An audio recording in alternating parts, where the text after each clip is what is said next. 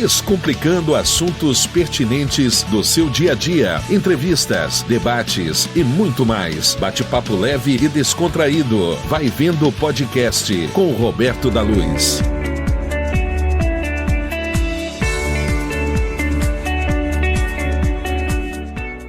Olá, amigos e amigas. O nosso podcast de hoje é com os advogados Dr. Cláudio César de Oliveira e Dr. Telêmaco Marrasci. Nós vamos conversar aqui com esses dois ilustres advogados de Blumenau sobre o recebimento da denúncia pelo STF contra o ex-presidente Jair Bolsonaro. Bolsonaro e mais 7 acusados são réus em ação penal no STF pelos crimes de organização criminosa armada, tentativa de abolição violenta do Estado Democrático de Direito, golpe de Estado, dano qualificado pela violência e grave ameaça e deterioração do patrimônio tombado. Então, esse vai ser o tema do nosso bate-papo.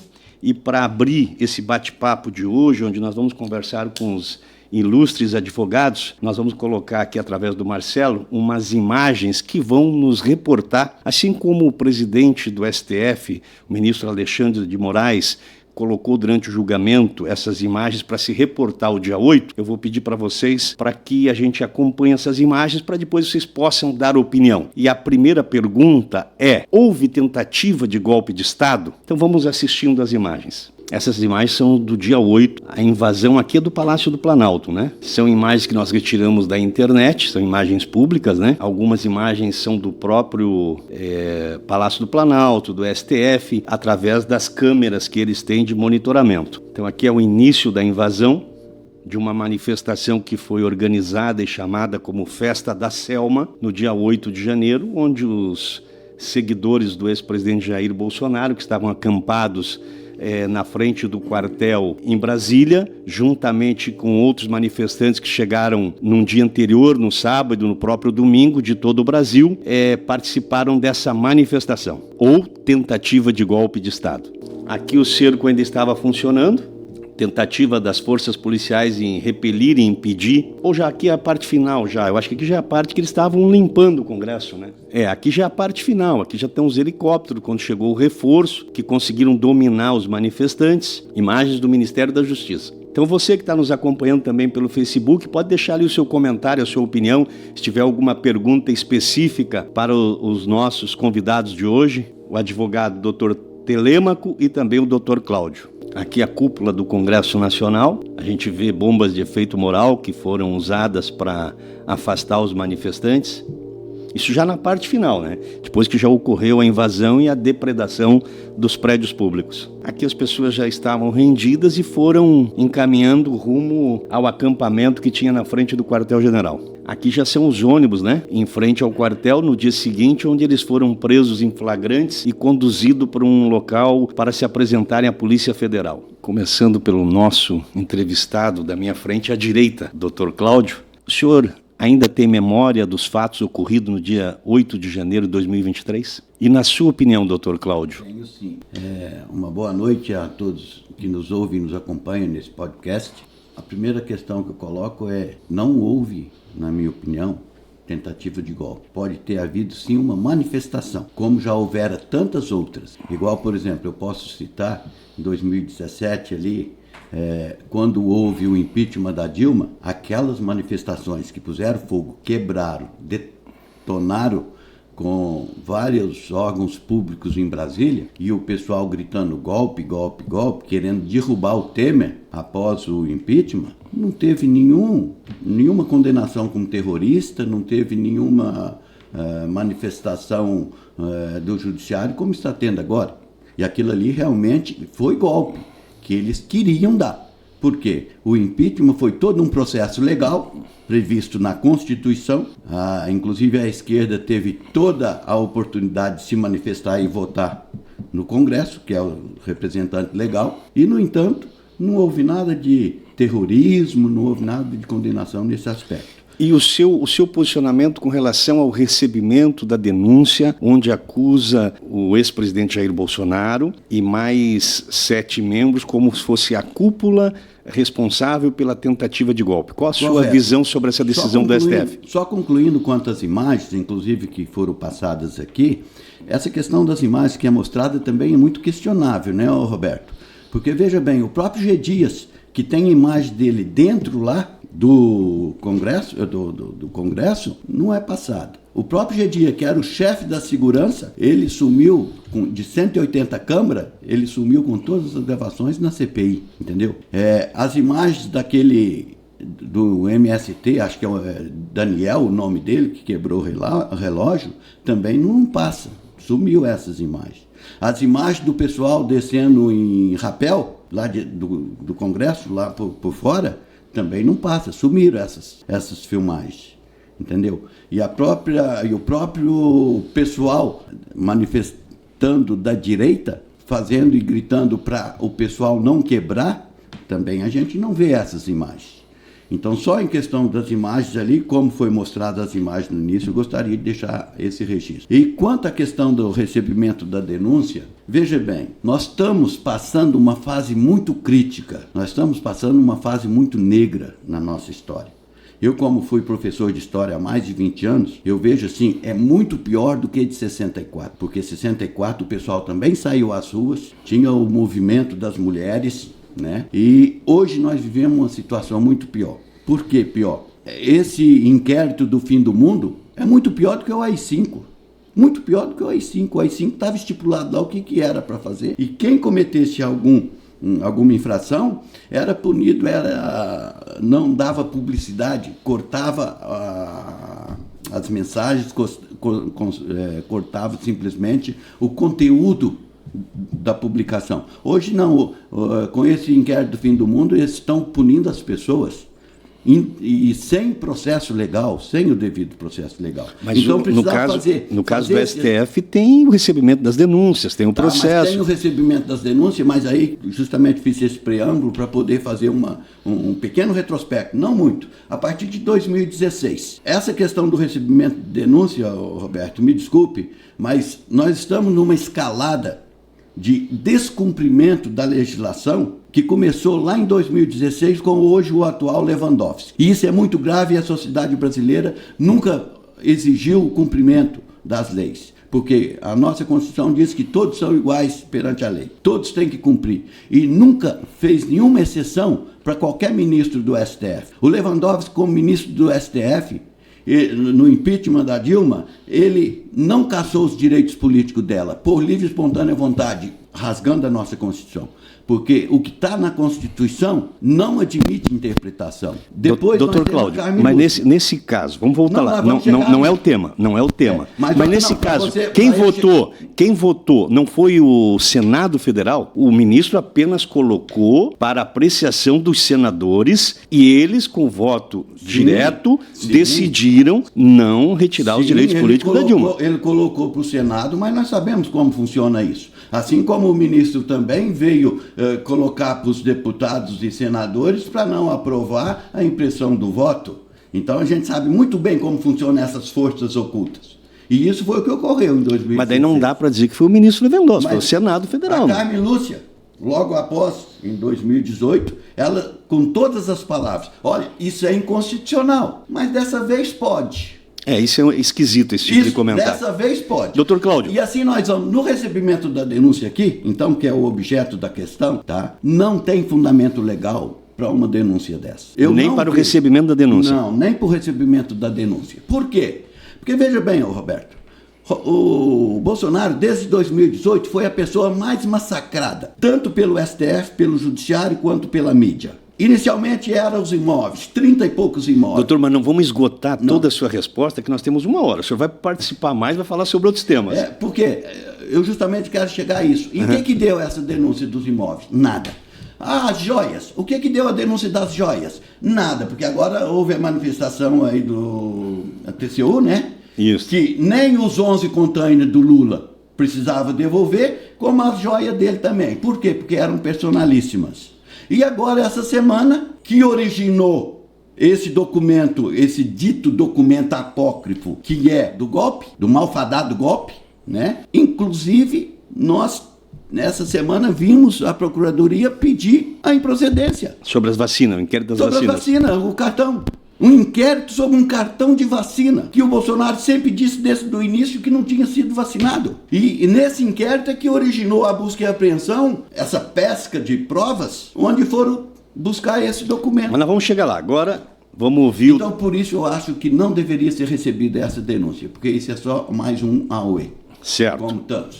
Vamos ouvir o advogado Dr. Telêmaco. Dr. Telêmaco, talvez eu até atropelei um pouco aqui a direção do debate, perguntando já de pronto se houve tentativa de golpe de Estado. Mostrei as imagens e tal, mas o que nós temos é que está em trâmite no STF um inquérito onde o ex-presidente Bolsonaro e mais 7 líderes da cúpula que governavam o país foram denunciados por tentativa de golpe de Estado. O recebimento dessa denúncia está respeitando os trâmites dentro do devido processo legal e do Estado Democrático de Direito? Boa noite, Roberto. Boa noite a todos. Boa noite, Dr. Cláudio. O que acontece? Para que nós possamos fazer uma análise mais profícua da situação, nós temos que entender o antes de tudo isso. Pelas imagens que você mostrou ali, provavelmente o STF baseou numa teoria que nós temos, que chama teoria multitudinal. O que é a teoria multitudinal? Essa teoria você está vendo todos os dias, só que agora eu não vi nenhum advogado, inclusive, defendendo os acusados lá no STF, falar sobre isso. Ou se falaram, eu não estava presente, não acompanhei também todos os depoimentos do começo ao fim. A teoria multitudinal é como se fosse, por exemplo, uma briga no campo de futebol. Existe o quê? Multitudinal quer dizer de multidão. Brigas em campos de futebol, grandes eventos onde há uma horda enfurecida, né? Então, você tem que fazer o quê?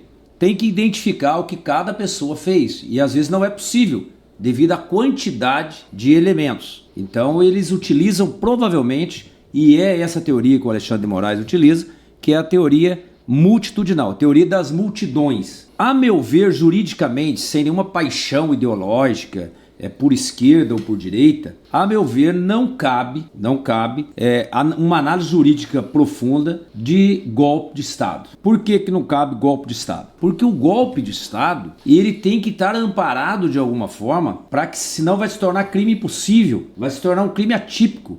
Ele tem que estar amparado pelas Forças Armadas. Não basta, por exemplo, pelos comentários da imprensa, que o comandante da Marinha aderiu, mas os comandantes da Aeronáutica e do Exército não aderiram.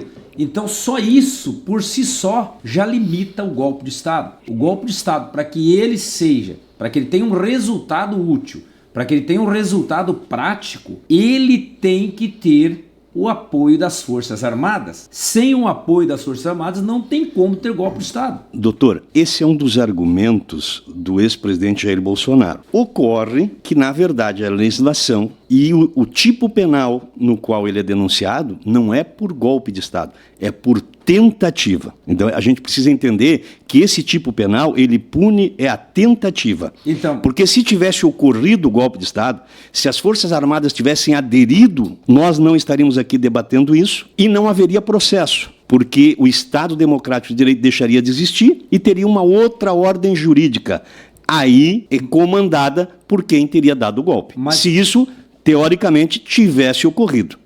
Certo, mas aí o que acontece, Roberto? Aí nós temos que entender o seguinte: todos os crimes, que inclusive todos ali, a maioria, estão sendo processados, são crimes de ordem material. Então esses crimes de ordem material, obviamente, eu entendi a tua resposta, obviamente, eles não precisam ter um resultado concreto, não é de ordem formal, não são crimes formais, são crimes materiais. Ali tem o 359-M, que seria golpe de Estado. Teria o 359-L, que seria a tentativa de abolição do Estado Democrático de Direito. Teria o 288, que seria associação armada. Teria o 163, que seria o dano qualificado, né? Inciso 1, 3 e 4. Teria também, principalmente no caso daquela moça da estátua, a Débora Rodrigues lá, teria o crime de deterioração do patrimônio público. O que acontece? Nos crimes materiais, admite-se a tentativa, mas para que você faça uma diferenciação de uma horda enfurecida partindo para o Congresso. O que diz a teoria multitudinal? Teoria multitudinal diz o seguinte: ele age por imitação. Você vê um sujeito quebrando, você vai lá e quebra. É como é feito, por exemplo, no estádio de futebol. Ali, doutor, é o concurso de pessoas. E nós temos que ter em mente uma situação. Aí, de acordo, eu tentando aqui, seguindo o script do STF. Ali é o resultado final de uma trama que teria iniciado em 2021 e que teve várias ações que culminaram com aquele resultado no dia 8 de janeiro. A denúncia, ela insiste nisso. A tentativa de golpe, ela iniciou em 2021. Correto. E teve uma série de eventos que acabou tendo resultado com um concurso de pessoas com aquela manifestação, que foi uma tentativa, ao ver do STF, que inclusive já tem centenas de pessoas condenadas por esse tipo penal, tentativa de abolição do Estado Democrático de Direito e tentativa de golpe de Estado, e mais o crime de dano ao patrimônio, formação de quadrilha armada. Então, mas o que eu estou dizendo é assim, ó, se toda aquela ordem enfurecida que invadiram o Congresso cometeram o crime, obviamente, da tentativa, mas qual é a tentativa com o resultado prático? É isso que eu estou dizendo. A tentativa, senão vai virar crime impossível. Não pode só aquela... Então, teria que fazer o quê? Se tudo isso foi fomentado, usando a teoria multitudinal, ele teria que indiciar os que estavam nas portas dos quartéis espalhados pelo Brasil todo, os que trancaram rodovias. Mas daí eles indiciaram aqueles que conseguiram identificar. Então, porque os que estão dentro desse processo, aí cada um deles, eles têm, além de estarem presentes no local, no dia dos fatos, eles têm imagens, vídeos, mensagens do celular. Essas pessoas participavam ativamente dos movimentos que pediam a intervenção militar ou o golpe de Estado. Não é simplesmente a presença no local que gerou a denúncia e a instauração do processo dessas pessoas por todos esses crimes. Mas é indubitável, só concluir, é indubitável que 3 crimes ali foram cometidos. Isso aí não tem nem o que discutir, que é o crime de associação, se associar, o crime de dano qualificado e do patrimônio histórico. Isso é indubitável. Só que vai ter que criar um liame entre esses fatos e o ex-presidente Jair Bolsonaro. Exatamente. Aí é uma outra questão que vai ser apurada no decorrer do processo. Por enquanto, nós temos um recebimento da denúncia. Dr. Cláudio. Eu só gostaria de fazer uma colocação em relação a essa situação, Dr. Roberto. Porque, veja bem, como que eu posso falar em golpe se, enquanto ele era presidente, chefe das Forças Armadas, ele não teve nenhuma iniciativa em relação a isso? No período de transação do governo, após a eleição do Lula, em outubro, os generais do governo do Bolsonaro não recebiam os nomeados do Lula. O Bolsonaro deu ordem para que eles recebessem e conversassem com os indicados do Lula para a transição do governo. Dr. Cláudio, mas o próprio Bolsonaro não nega ter conversado com ministros e militares sobre a possibilidade de decretar um estado de defesa, um estado de sítio ou outras alternativas que pudessem rediscutir a eleição em que elegeu o ex-presidente, que elegeu o presidente Lula. Está lá. O senhor defende que essa discussão é constitucional. Mas não está na Constituição? Estado de Defesa? 142 não está na Constituição? Nós temos recentemente o presidente da Coreia do Sul. Ele foi afastado e preso porque tentou utilizar um argumento semelhante ao Bolsonaro. Ele convocou um processo desse, de intervenção, o Congresso Nacional lá tinha na Constituição, rejeitou, ele foi afastado e preso, porque as coisas evoluíram um pouco, a visão hoje, até como forma de proteger a democracia. Mas legislação, né, doutor? Sim. Lá, cada país age e essa legislação é recente, nós estamos discutindo aqui sobre um tema que é novo para todo mundo. Nós estamos falando da nossa Constituição. Tanto que punir a tentativa, só a tentativa num crime, é um negócio absolutamente novo. Eu não sei se tem algum outro tipo penal que pune só a tentativa. O grande detalhe é assim, Roberto, quando o Dr. Cláudio falou do artigo 142, até grandes juristas do Brasil interpretaram erroneamente esse artigo. O artigo 142 não diz em nenhum momento que se você vai decretar algo quando o Estado está sob ameaça. Tá. Para ele decretar isso, qual era a ameaça que teria? Não teria. Mas, doutor, a minha colocação é o seguinte... O 142 não caberia. Eu também entendo que não cabe. A minha colocação não foi se caberia ou não. A minha colocação foi que, mesmo que o presidente Bolsonaro tenha pedido para fazer um estudo em relação a isso, não tem crime. Por quê? Correto. Porque só haveria crime se não caberia e ele executasse. Mas não Dr. houve Cláudio, nenhum motivo de execução. Dr. Cláudio e Dr. Telêmaco. Não iniciou a execução. Então nós vamos. Eu tenho um exemplo simplório sobre isso para a gente tentar transmitir para o nosso público, né, Ok. que não, a maioria não é formada em direito, para tentar entender o que ocorre. Então, nesse tipo penal, se pune a tentativa. Se pune a tentativa. A tentativa. Crime Então, material. vamos levar para um exemplo bem simples. Uma pessoa quer namorar, quer conquistar, quer ficar com outra pessoa. Então ele cogita, tô afim de ficar com aquela pessoa. E um amigo dele disse, vai lá, fica com aquela pessoa. Aí ele cogita, cogitação, não é crime. Aí ele faz um ato preparatório, ele marca um jantar com essa pessoa e convida essa pessoa. Bolsonaro chamou os ministros das Forças Armadas, os chefes das Forças Armadas, Marinha, Aeronáutica, Exército. Chama para esse jantar. Ainda é ato preparatório, não tem crime. Mas quando o cidadão que queria conquistar aquela mulher, ou aquele homem, queria conquistar aquela pessoa, no jantar, ele chega e diz, eu quero ficar contigo. Eu gostaria de ficar contigo. Ele tentou ficar. Quando um presidente da República, ele chega para o chefe das Forças Armadas, ele chega para o seu ministro do Exército, ministro da Aeronáutica, ministro da Marinha, e diz, olha, eu tenho aqui uma proposta de intervenção, eu tenho aqui um estado de sítio, eu tenho uma proposta para dissolver o TSE, prender o Alexandre de Moraes, prender mais não sei quem, mais não sei quem. Ele não iniciou. Ele não teve a tentativa, não bastaria o sim daquela pessoa que você convidou, não bastaria o sim dos militares para que o crime se concretizasse? Não, doutor. No exemplo que você deu, o fato da pessoa marcar o jantar, chegar e falar, eu quero ficar contigo. Até aí, ato preparatório. Não, ele pode chegar e falar para a pessoa, se a pessoa disser, eu não quero ficar Mas contigo. pune a tentativa. Quando ele diz, eu quero ficar contigo, ele tentou ficar. Mas a pessoa manifestar o desejo em ficar com a outra não é crime. Não, mas- crime se ela tomar algum ato ilícito. Doutor, mas quando você convoca seus chefes militares Bolsonaro- e você diz, olha, eu tenho aqui a seguinte proposta, Não, mas isso ele você não não fez. tentou convencê-los Não, ele- de não, colocar ele não em fez. prática Ele- esse golpe? Tanto que assim é verdade, isso que você está colocando, você está avançando, porque ele não fez isso. O que se fez é pedir um estudo. Perfeito. Ele pediu um estudo, um parecer. Perfeito. É muito diferente de chegar e impor para ele. Doutor Cláudio, perfeito. O que eu estou falando aqui, eu estou me adiantando Sim. à denúncia. Isso, para que haja uma condenação do Bolsonaro, é preciso que se prove isso. É preciso que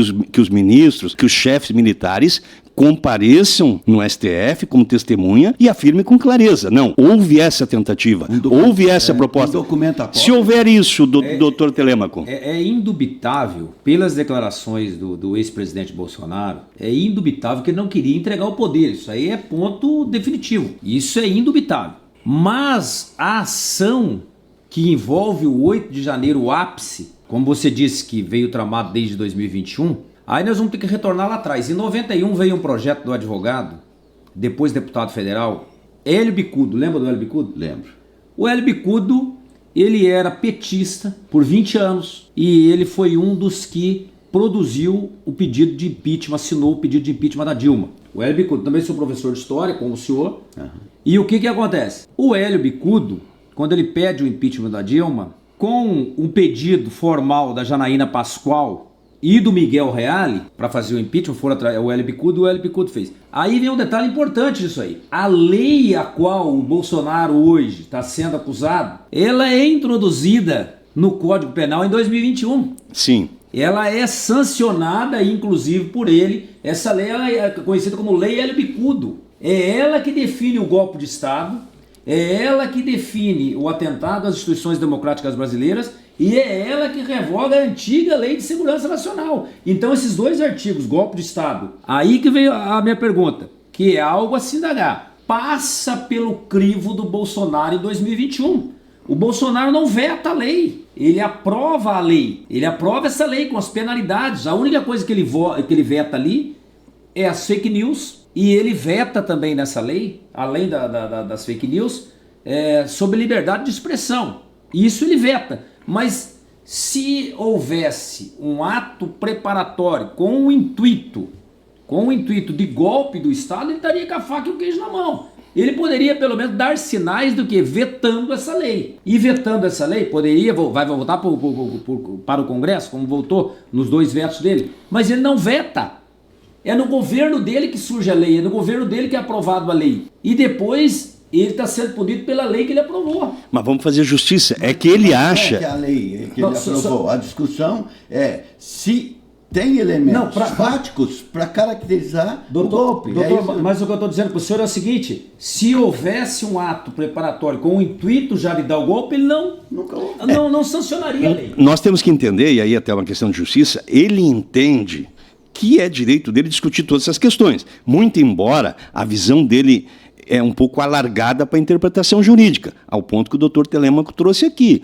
É completamente equivocado entender que o artigo 142 pode ser usado para destituir um governo democraticamente eleito. Inclusive, as Forças Armadas não é poder moderador, não é poder, nunca foi e nunca vai ser. Mas a infração, doutor, está se houver o início da ação para fazê-lo. Isto, doutor. Nós, na faculdade, nós estudamos a Constituição. Isso, doutor. Se você tem dúvida sobre um artigo da Constituição, pedir para alguém para esclarecer, para fazer um estudo, que crime há nisso? Não, a questão, doutor, é que quando o senhor convoca ministros e chefe das Forças Armadas, e você propõe a eles, e esse deve ser o grande debate do STF, e nós temos que tratar aqui também. Quando você propõe aos militares, né, seus subordinados, você, chefe das Forças Armadas, você propõe uma proposta inconstitucional e que, se fosse aceita, romperia o Estado Democrático de Direito, o que nós temos que debater é se é a apresentação dessa proposta, se convocar os ministros militares para isso, já é a tentativa de golpe de Estado ou isso não é o suficiente? Não é a tentativa de golpe de Estado. Nunca, doutor. Então vamos ouvir a opinião individual. Isso é inconstitucional? Quando que isso é inconstitucional?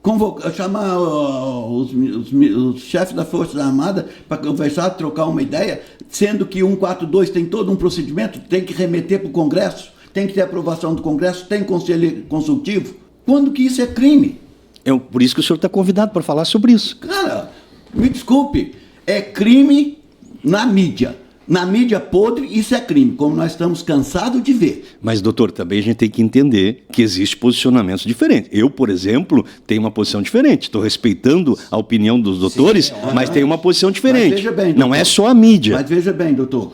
Há juristas renomadíssimos que entendem que existem indícios que justificam o recebimento da denúncia e que precisa ser apurado para verificar se houve ou não o cometimento de tais crimes. Veja bem, o recebimento da denúncia, doutor, como houve já nos outros que eu citei anteriormente, para quem não estava ouvindo e ouvindo agora, como, por exemplo, o caso dos imóveis, o caso das joias, o caso do cartão, até a semana passada o caso da importunação da baleia.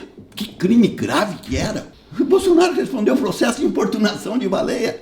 Isso é comum a todos os administradores, né? Sim, prefeito, ex-prefeito, governador. Doutor, o ex-presidente Lula respondeu inúmeros processos. A presidente Dilma teve um mandato cassado. Dizendo, denúncia, recebimento de denúncia, tudo isso aí houve recebimento de denúncia e está sendo arquivado.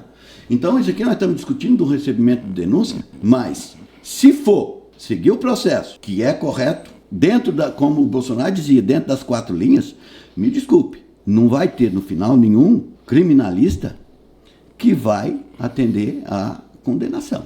Por quê? Já te cito. A não ser que a gente comece a agir e a entender que o nosso direito hoje foi tudo pro lixo, como está fazendo o Alexandre de Moraes, onde, dentro de um processo, a primeira coisa que a gente aprende no primeiro dia de aula da faculdade, principalmente direito penal, é que o que não está nos autos não existe no mundo. Não é verdade? Concorda com isso? Perfeito. Como que pode um juiz trazer provas no oferecimento da denúncia? Quais provas, doutor? As imagens que o Alexandre de Moraes as imagens não estão nos autos. Constam da denúncia, Consta na denúncia, mas não está nos autos as imagens, porque as imagens que estão nos autos é imagem seletiva. Todos os advogados dos acusados foram claros em dizer que não tiveram acesso Não, mas doutor, aí são argumentos de defesa. Nós temos que entender que tem milhares, isso a gente pode verificar, que tem milhares de imagens.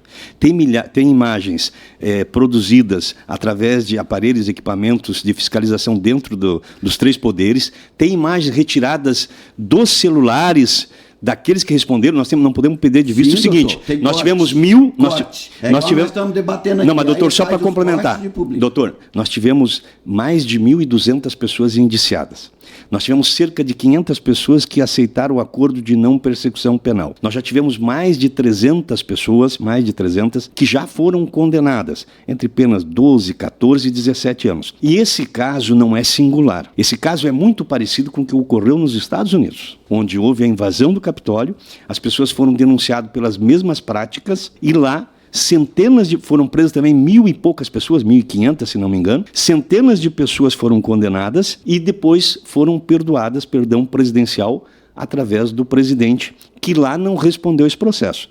Então nós não estamos assim, nós não estamos numa situação que não existe processo, que não existe prova. A discussão é se o Bolsonaro fez parte disso ou não. Se tem elemento suficiente para o recebimento dessa denúncia, e se existe a possibilidade das manifestações dele que nós conhecemos, que o público conhece, caracterizar isso como tentativa de golpe de Estado.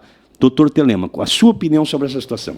Bom, a minha opinião sobre a situação, como eu te falei, não há dúvida nenhuma, fazendo uma análise jurídica da coisa. Esquece as ideologias, paixões, etc e tal. Que eu não tenho nenhuma. Inclusive, como advogado criminalista, você não se dá o luxo de ter ideologia. Que você pode estar defendendo alguém de esquerda, pode estar defendendo alguém de direita. No direito raso, na minha opinião, o golpe de Estado seria crime impossível, como eu afirmei anteriormente. Por quê? Apenas os atos, num país de 209 milhões de habitantes, sem um apoio da Força Armada, o crime não se concretizaria. Então seria crime impossível. Aí vai dizer, mas peraí, houve a tentativa. Nem tentativa se configuraria. Mesmo sendo crime material, não se configuraria a tentativa pelo simples fato da multidão. Isso nós vimos nas imagens, assistimos no dia 8 de janeiro.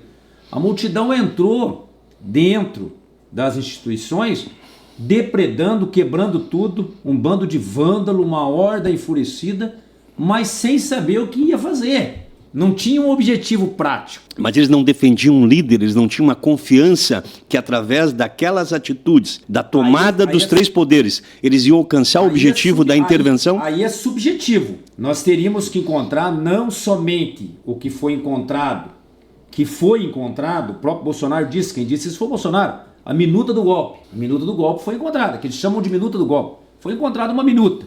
Não é negado a existência dessa minuta. Não é negada a existência da minuta. Agora o detalhe é o seguinte, prova que todas essas pessoas tinham consciência daquilo? Acredito que não. Todos que estavam presentes no local não tinham. Vamos fazer assim, a moça do batom. A moça do batom também está sendo acusada de golpe de Estado. 359M. Ela está sendo acusada de tentativa de abolição do Estado Democrático de Direito. 359L. E por que ela está sendo acusada? Ela está sendo acusada porque aí é subjetivo. Ela sabia ou não sabia? Ou ela estava, quando ela sobe na estátua, ela está depredando? Não, doutor, mas daí nós temos que fazer uma vírgula. Ela responde a esses artigos porque ela estava presente no acampamento. Exato. E aí há um entendimento da Procuradoria-Geral da República de que todas as pessoas que estavam nos acampamentos militares pedindo intervenção militar, eles queriam um golpe de Estado. Eu vou pedir para o Grilo selecionar mais algumas imagens, se puder, aquele áudio da Priscila, para a gente tentar entender o que ocorreu. Porque assim, pode ser que o Bolsonaro não tenha tomado parte dessa tentativa, mas que havia um movimento organizado para tentar derrubar o governo eleito, isso não há dúvida que existia. Veja bem, doutor, a minha opinião... Vamos só ver essas imagens aqui. Tá, aqui são... para justificar a tentativa violenta de derrubada do Estado Democrático de Direito. Isso aqui foi no dia da diplomação do ex-presidente Lula. Aqui é o caminhão com uma bomba que foi colocado no aeroporto de Brasília, que se tivesse explodido, aqui foi uma tentativa, né? Se tivesse explodido, teria causado a morte de centenas de pessoas. Grilo, tenta chegar ali naquele áudio da Priscila. A missão dada, a missão cumprida? Isso, vamos tentar antes daquele áudio, doutor. Doutor, só que, veja bem, eu acho que é interessante colocar o seguinte, que houve a manifestação, enquanto o doutor vai falando. Que houve a manifestação isso é fato, isso não se discute. Que houve os acampamentos, isso é fato. E qual era a intenção de quem estava acampado lá, doutor? A intenção de quem estava acampado lá, na verdade, era uma manifestação em revolta. Não, mas qual era a intenção de quem estava lá? Vamos fazer um comentário aqui de acordo com os fatos. Na minha opinião... Na sua opinião. Na minha opinião, doutor, a manifestação lá, na verdade, era uma insatisfação generalizada com o nosso modo de eleição. Ninguém confia nessa urna eletrônica. Tá, mas aquelas faixas que pediam intervenção militar, golpe de Estado... Por causa da falta de confiabilidade na eleição. Tá, mas tudo bem, é falta de confiança. Mas a intenção deles era qual? Quando você se reúne... Não justifica o crime. Não tinha golpe porque não tinha uma organização. Os movimentos não tinham uma Tinha organização, doutor. Aquilo funcionava. A Polícia Federal comprovou isso. Tenta chegar no... É que no golpe de Estado, doutor Cláudio, doutor Roberto, no golpe de Estado, se pune a tentativa, como ele está dizendo. É correto, se pune a tentativa. Mas a pergunta principal do pano de fundo, que eu estou colocando juridicamente, é o seguinte: e o day after? Sim, não precisa ter o resultado concreto. Aí se torna crime impossível. Então, a própria Polícia Federal constatou que não tinha organização. A minha teoria é crime impossível, golpe de Estado e tentativa de abolição violenta do Estado. O senhor não concorda, então, com a existência desse tipo penal? Os dois tipos penais, não. O restante aos quais eles estão sendo acusados, concordo perfeitamente. E a incitação ao crime é um outro tipo vamos tentar ouvir. É um outro tipo de crime. Que vamos tentar ouvir aqui. Com todo para frente do Congresso Nacional. Ninguém veio para Brasília para ficar aqui acampado na frente do acampamento, na frente do QG, não.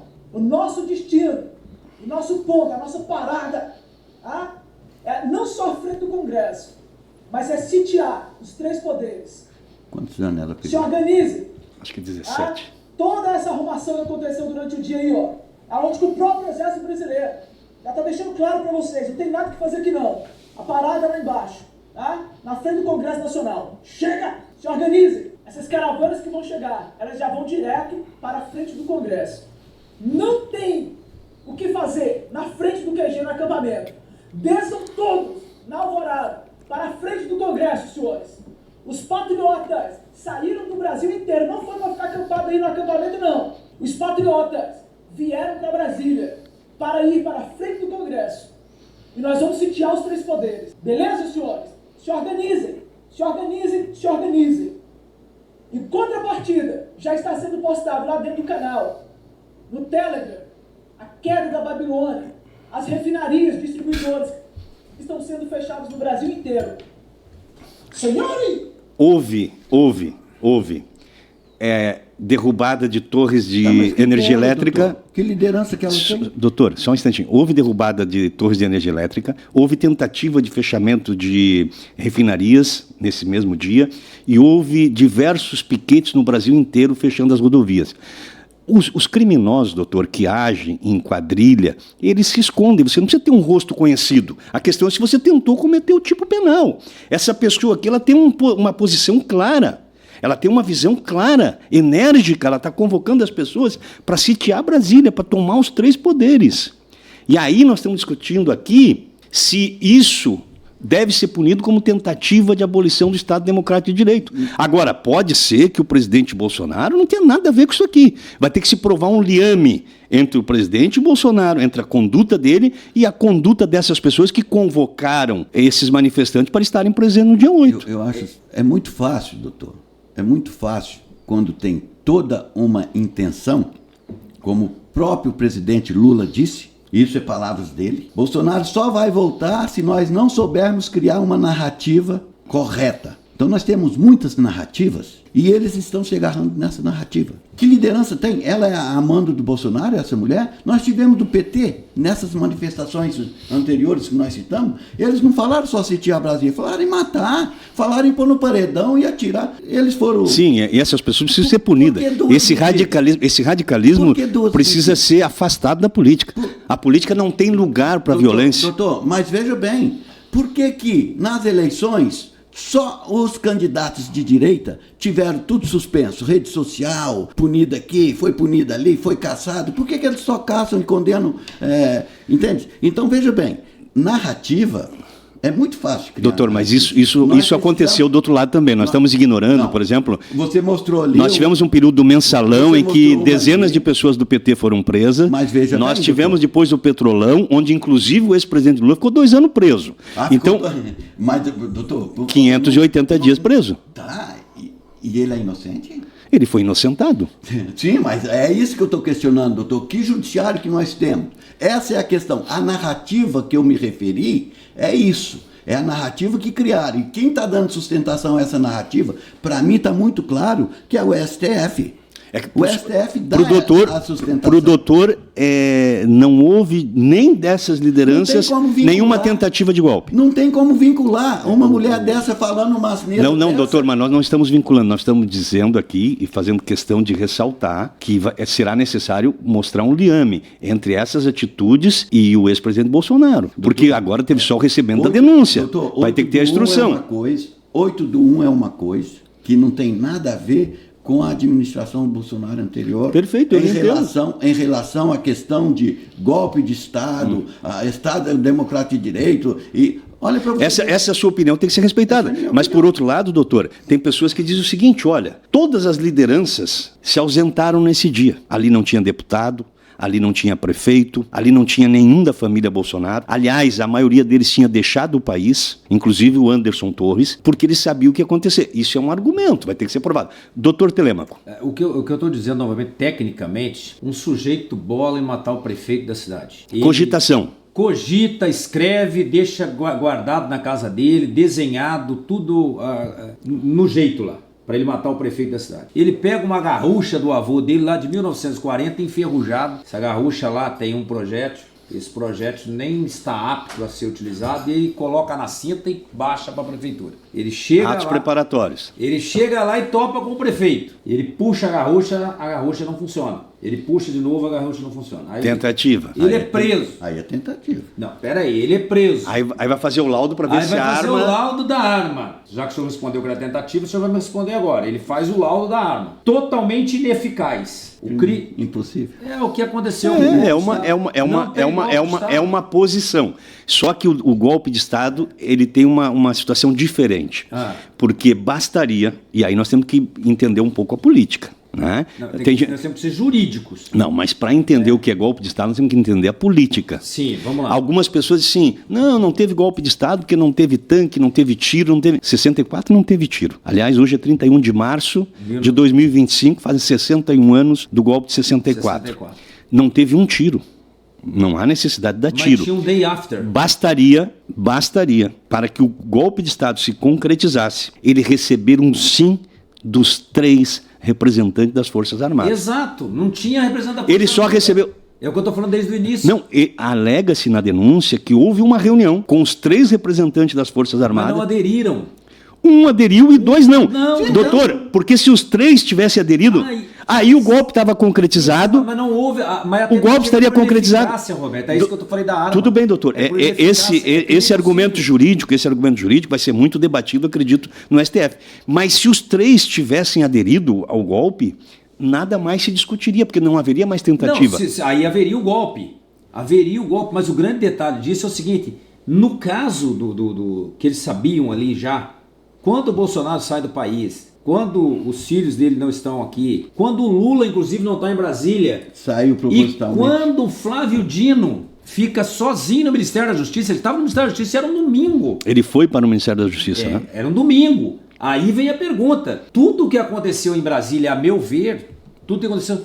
A ABIN é uma agência de inteligência. O presidente Lula já estava fazendo a transição, acho que desde começo de dezembro. Eles sabiam desse golpe. Doutor, tanto sabiam. Doutor, tanto sabiam que eles tentaram manter contato o tempo inteiro com o governador de Brasília, que é o responsável pela segurança. O Anderson Torres não estava. E parte da Polícia Militar aderiu à tentativa, ou a essa manifestação, porque parte da Polícia Militar, isso está nos autos, tem policial militar preso hoje ainda, parte da Polícia Militar não impediu a ação desses vândalos, dessas pessoas que entraram para destruir os 3 poderes. Mas ninguém disse, o doutor Cláudio não respondeu, o Roberto não respondeu e não vi ninguém no Brasil responder até agora. Para ter o golpe de Estado, mesmo foi tentativa, foi coibido, ok? Mas qual era o day after do golpe de Estado? Não apareceu nenhum documento do day after. Quem vai assumir o poder? Não, aliás, doutor, e Como aí... será a gestão do Brasil? Aliás, vai ter que ser debatido, inclusive, porque assim, ó, aí nós estamos no dia 8 de janeiro. Essa sua indagação é para o dia 8. Dia 8, exatamente. A questão é que o golpe... Já vinha sendo planejado. E existem gravações dizendo o seguinte, não, o presidente não vai assinar. Se vocês quiserem fazer, o presidente não vai assinar, porque ele pode ficar sozinho e pode ser preso. Eu tenho a impressão que no dia 21... No dia 7 de setembro de 2021, aquele discurso do Bolsonaro, se não me engano, em São Paulo, onde reuniu milhares de pessoas, e ele fez um discurso extremamente violento contra o STF, ameaçando não cumprir mais ordens judiciais, e havia ali um sentimento de muitas pessoas de que ocorreria uma ruptura constitucional, doutor, ou institucional, e que naquele dia se aplicaria o golpe. Só um adendo. Só para concluir esse pensamento. E o que ocorreu? Ele fez esse discurso, ele fez esse enfrentamento, e no dia seguinte, ele, de forma desesperada, chama o ex-presidente Temer para tentar um acordo com o Supremo Tribunal Federal. O que me parece é que o Bolsonaro percebeu, desde aquela data, que ele não tinha apoio militar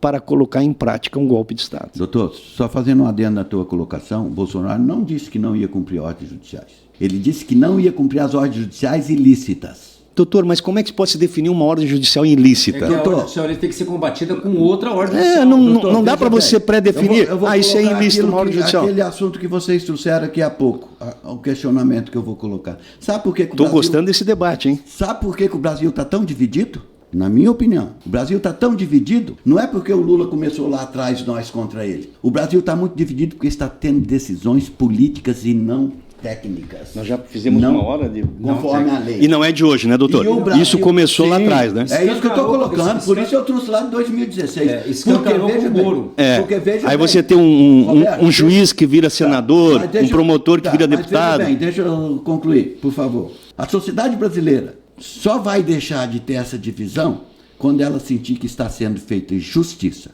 E um julgamento político, onde deveria ser técnico, não faz justiça. Não faz justiça. Foi apresentada a denúncia? Ótimo, sem problema. Estamos discutindo e tudo. Vamos ver o conduzir da denúncia. Porque se houver condenação, sem fundamentação técnica, como o doutor aqui, que é especialista da área de criminal, eu não sou, eu sou da área civil, e eu falo dentro do meu entendimento, tanto de professor de história, que eu fui há 20 anos, quanto... Mas o seu posicionamento político-jurídico também é importante a gente ouvir, porque lá no STF é um posicionamento político-jurídico. Mais político do que jurídico. Doutor, quando o ministro fica mais na imprensa do que despachando, quando ele fala mais na mídia do que nos autos, quando o ministro sai lá do Palácio e vai lá no Congresso negociar projeto de lei, me desculpe, isso não... Desde 2014 eu entendo que saiu do rumo. O que aconteceu na Lava Jato, o que de certo modo está acontecendo agora, tem culpa também do nosso legislativo, tem culpa do Congresso Nacional, porque as coisas estouram no Supremo, porque o nosso Congresso não toma as providências. O principal é o Senado. Doutor, a maior culpa nós estamos chegando ao final e hoje nós ficamos só na questão da denúncia. Eu sou favorável ao princípio da despenalização. Então, numa outra oportunidade... Nós vamos voltar aqui para discutir o tamanho das penas. Dotimetria. A pena que está sendo dada a essas pessoas que estão condenadas, quais seriam a alternativa, o momento de se construir uma alternativa. Alguns membros do STF já falaram em comutação de pena, perdão parcial, enfim, porque independente de que tenha cometido crime ou não, condenado ou não por esse tipo de crime, eu, por exemplo, acho que não é necessário que uma pessoa como o Bolsonaro morra na cadeia. Eu acho que não faz sentido isso. E do ponto de vista humano. Não faz sentido, né? Eu estou usando o exemplo do Bolsonaro, mas não faz sentido para ninguém. Tem que ter uma punição, tem que ter uma forma de se evitar que essas coisas voltem a ocorrer, mas é preciso ter muito cuidado na aplicação da pena e tem alguns princípios aí que eu acho que podem ser usados em algum momento até na revisão dessas penas, porque o crime de golpe de Estado e o crime de tentativa de abolição violenta do golpe de Estado, eu acho que um pode absorver o outro, né, doutor Telêmaco? Na realidade são crimes distintos, né? Porque eles foram incorporados ao direito penal. Só que o núcleo deles é quase o mesmo, né? Mas são crimes distintos, por isso que eles são crimes pelo 69. né? Porque o artigo 69 do Código Penal. Se nós temos um disparo de arma de fogo. Aí você está falando no princípio da conjunção. Isso, né? Mas isso. ali eu acho que não caberia nesse tipo de crime. O que caberia ali é o seguinte, na minha opinião. A maioria desse pessoal que está preso, tanto é que, acho que, se eu não me engano, eu não sei o tanto exato, 500 e poucas pessoas foram propostos a eles já... Acordo de não persecução penal. De não persecução penal, o ANPP. Admite a culpa tal. E aceitaram. Na minha visão, houve sim crimes diferentes. Acho que nisso até o doutor concorda. O Bolsonaro incitou, o crime incitou. Só que esse tipo penal não tem, né? Então, mas não tem na denúncia. Mas doutor, eu estou dizendo na denúncia, dois crimes que, só para concluir, dois crimes que deveriam sair da denúncia, direto ali, o golpe de Estado e a tentativa de abolição do Estado Democrático de Direito. Esses dois crimes têm que sair da denúncia. Esse é o seu ponto de vista. Então veja bem, doutor, concordo plenamente com o nobre colega aqui. Veja bem, todo mundo está sendo condenado ali, os que já foram condenados, porque não importa se é 300, se é 500, basta um condenado injustamente, o Estado está falho. Esse é o princípio do direito. Está falho. Então veja bem, tem 300 já condenados, doutor? Não sei. Tem mais de 300. Tá. Esses todos estão sendo condenados por um crime impossível, no meu modo de ver. E o doutor aqui concorda também. Estado Democrático de Direito e abolição... Mas, data vênia, nós temos que respeitar a posição de outros juristas que defendem que é cabível essa condenação e o próprio STF, onde esses ministros têm pleno conhecimento do direito penal. Pleno conhecimento, por isso que eu te disse antes. A política está falando mais alto do que o concreto. Talvez até o fígado, né? Porque o próprio STF foi atingido diretamente. Mas só colocando ali o meu modo de ver, doutor. Se o crime é impossível, porque não tem fundamentação legal, pelo que nós temos conhecimento, pelo que nós temos visto e pelo que nós temos acompanhado pelos advogados de defesa, e a realidade que nós acompanhamos... Porque doutor, mas eu vou fazer uma observação. A maioria dos advogados de defesa não negaram a existência da tentativa de golpe de Estado. Doutor, veja bem, houve depredação? Houve. Nós temos as penalidades, o crime típico para depredação. 163. Nós temos um crime típico lá, aplica o que está lá na lei. Houve a formação agora veja bem, condenar de grupo armado para cometer o crime? Eu não vi se havia ali, poderia ter um ou outro disperso, mas ninguém chegou empunhando arma, todo mundo. Fuzil e tiro. Mas a arma tem que ser arma de fogo, doutor? Não, pode ser outro tipo de arma. Obviamente. Fazer um golpe de Estado com estilingue? Mas mas daí se nós estivéssemos excluindo os demais tipos penais, vão ficar na organização criminosa. Organização criminosa, a associação criminosa do 288. Sim, então... Sim, a pena é o quê? 163. 15 anos? 163. Não é porque se você pegar todas as penas, vamos usar, por exemplo, a moça do batom, a Débora Rodrigues. Todas as penas dela somada, ré primária, etc e tal, deu 14 anos. Você vai ter que analisar cada tipo penal, autônomo. Só que, na minha opinião, se exclui os dois primeiros tipos penais. Na minha opinião, é como assim, eu respeito as partes contrárias. E para Priscila, que pregou, que fazia essa defesa e que tentou, estava lá no dia quebrando. A Priscila é uma incitação ao crime, porque ela não tentou dar o golpe. Sabe que essa mulher se ela convoca as pessoas para fazer, invade os prédios. Mas quem é? Porque eu falei, quem é a Priscila? Ela ia assumir a presidência. Ela é uma pessoa igual, para o Código Penal, ela é igual a qualquer outro. Ela era uma pessoa ali no meio da multidão, totalmente, na minha opinião, era uma liderança. Mas totalmente ali é uma pessoa que ela está tomada por efervescer das emoções. Aliás, os 1.200 que respondiam o processo, eles respondiam pelo mesmo tipo penal. Porque assim, o que acreditaram, doutor, só me desculpar, o que acreditaram que poderia ser feito no Brasil, houve uma inflamação através de muitas fake news. Uma instigação, né? Uma instigação para que essas pessoas se enfurecessem. E qual era o objetivo disso? E o objetivo disso seria o quê? Causar no Brasil uma baderna generalizada. Para quê? Para quê? Para que houvesse uma intervenção dos militares. Então, para uma mudança do Estado Democrático de Direito, para a derrubada de um governo eleito. Doutor, não, mas eles poderiam... Aí que vem o detalhe. Quem ia ser o presidente? Mas e se o Lula assina uma GLO? O medo dele... Não assinou. Não, ele entregaria a mão dos militares. Se ele não. Tem a GLO ainda dos portos e... Não, doutor. Mas ele está falando sobre a GLO para enfrentar os atos de 8 de janeiro. Mas, doutor, é diferente. Intervenção militar, ninguém falou. Intervenção militar para o Bolsonaro assumir. Não, mas se ele for... Não, peraí, mas com uma horda generalizada do jeito que estava, caberia uma GLO, mas não significa que o Exército e a aeronáutica intervindo ficaria com o poder. Poderia no outro dia entregar, doutor, manter a ordem. Não, mas a ordem estaria na mão deles, né? A ordem estaria na mão deles naquele momento, né? Exatamente. Mas, doutor, eu, como professor de história, eu sempre estudei história, causas e consequências. Então eu vou lhe provocar. Causas e efeitos. Só um minutinho, por favor. Tava aquela efervescência que você disse, correto, socialmente? Isso. Tava. E eu te pergunto, qual a causa? Qual a causa? A causa não tinha uma causa legítima. Tinha. Não a tinha. causa era por causa da insegurança das eleições. Ninguém acreditava. Mas, doutor, ninguém acreditava doutor, assim. Ninguém não, doutor. Ninguém não. Uma parte da sociedade. Não contestando, doutor. 50, quantos milhões de votos Lula? Doutor, 58. Essa semana...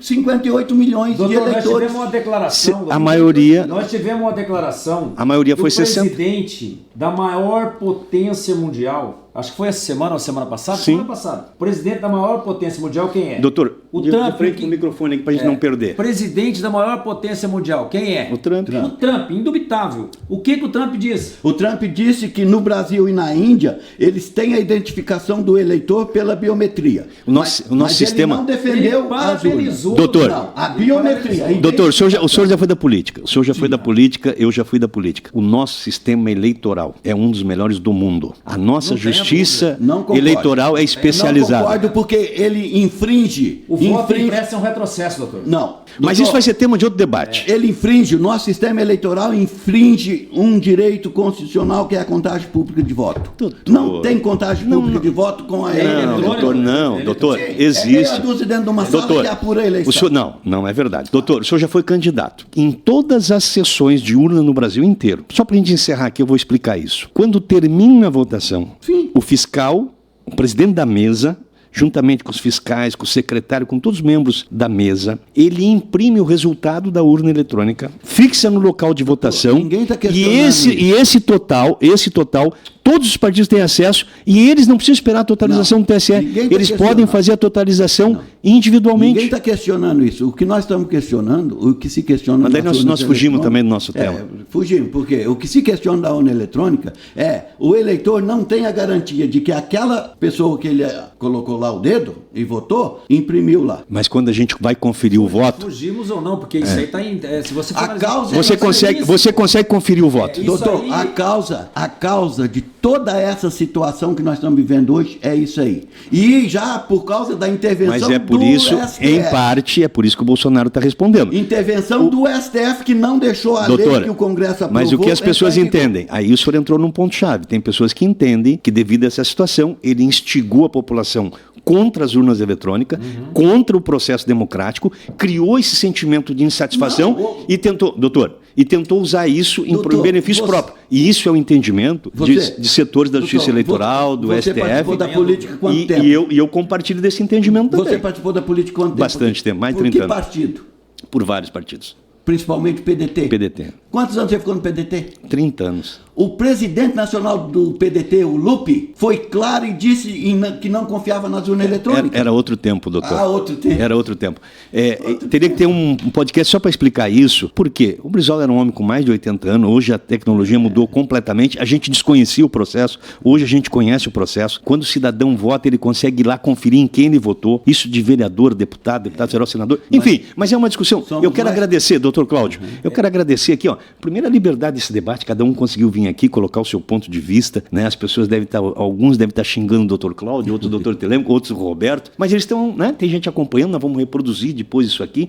É uma oportunidade também para a gente discutir, para essa discussão não ficar só lá em cima, né? No terceiro andar, né? Da República, lá em Brasília. Então nós tivemos uma oportunidade. Quero agradecer a presença de cada um de vocês, a opinião tanto jurídica quanto política é importante, porque a população, ela se espelha nas pessoas e muitos argumentos foram aqui rediscutidos. Isso é importante importante rediscutir esses argumentos, porque as pessoas refletem aquilo que as suas lideranças defendem. Doutor, eu quero te parabenizar por essa oportunidade, principalmente porque nós precisamos de que a sociedade brasileira amadureça politicamente. E ela só vai amadurecer politicamente através desses debates, dessa participação, desses questionamentos. Não importa quantos que concordam ou discordam de mim, nem do nobre colega Telêmaco e do doutor Roberto. O importante é que eles questionem, o importante é que eles passem a ver, o importante é que eles passem a se interessar, porque quando eu era candidato, eu perguntava para muitos para sair candidato no meu partido, eles, não me fala em política, não quero saber de política. Hoje,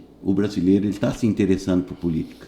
Ele sabe mais os nomes dos deputados, dos senadores e dos ministros do STF, principalmente, do que os jogadores da seleção.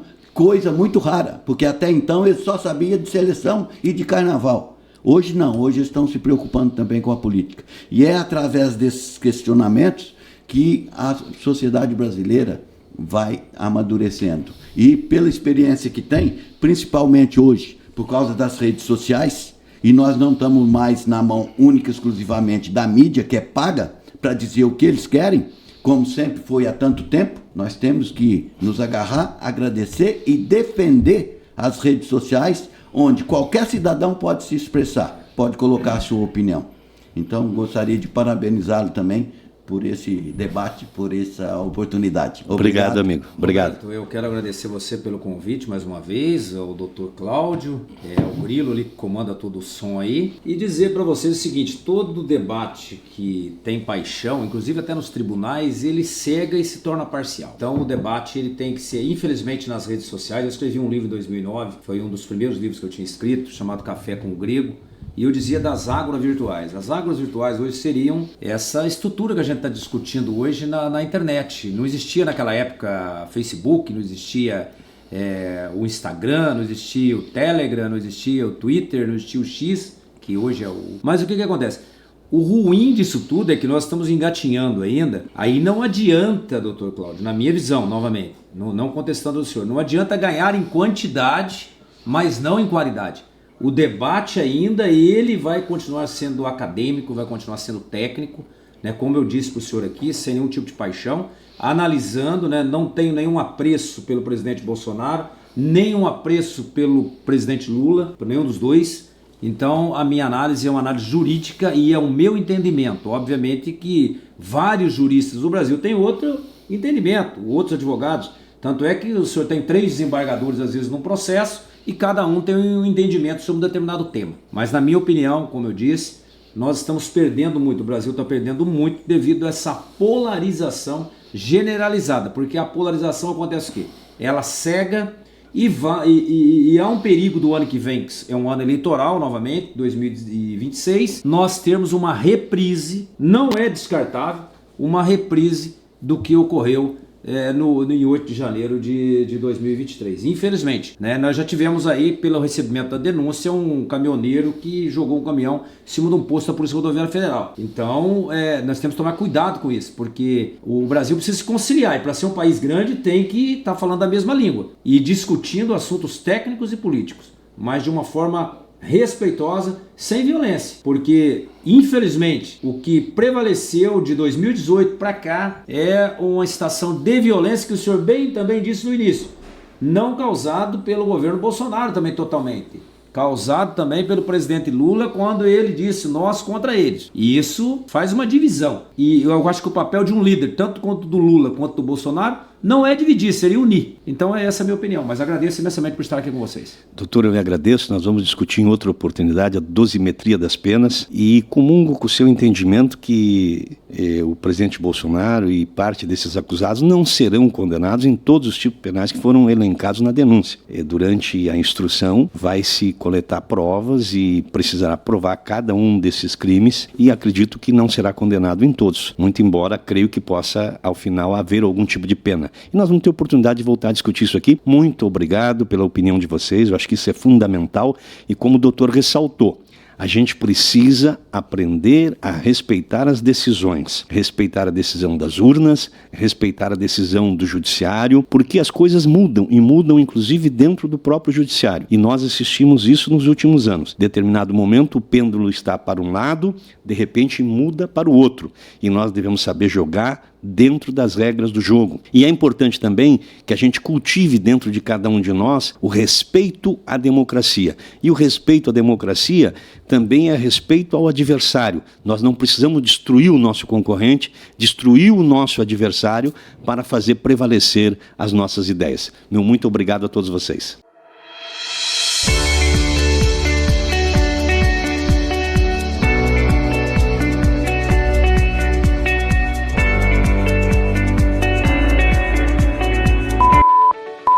Descomplicando assuntos pertinentes do seu dia a dia, entrevistas, debates e muito mais. Bate-papo leve e descontraído. Vai Vendo Podcast com Roberto da Luz.